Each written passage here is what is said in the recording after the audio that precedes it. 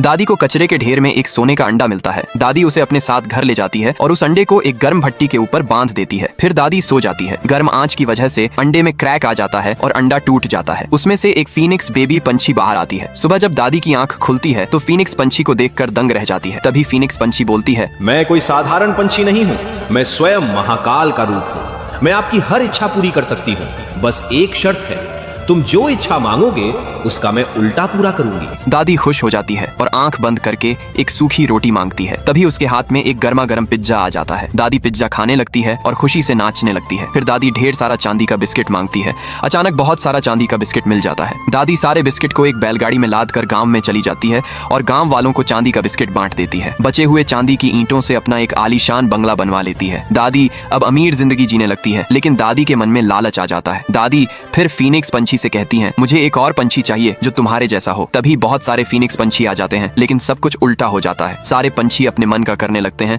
और पूरे गांव में आग लगाना शुरू कर देते हैं। देखते ही देखते सारा गांव जलने लगता है। दादी को अपनी गलती का एहसास हो जाता है। डर के मारे दादी मंदिर की तरफ भागती है और वहां जाकर प्रार्थना करने लगती है। उसकी प्रार्थना से भगवान विष्णु जी प्रभावित हो जाते हैं और दादी के सामने प्रकट होते हैं। दादी रो रो कर सारी घटना बताती है। भगवान विष्णु जी देर किए बिना गांव को बचाने चले जाते हैं। वे अपने हाथों से गंगा जल गिराकर पूरी आग को काबू में कर लेते हैं। गांव अब सही सलामत है, लेकिन दादी अभी भी रो रही थी क्योंकि किसी ने लाइक और सब्सक्राइब नहीं किया।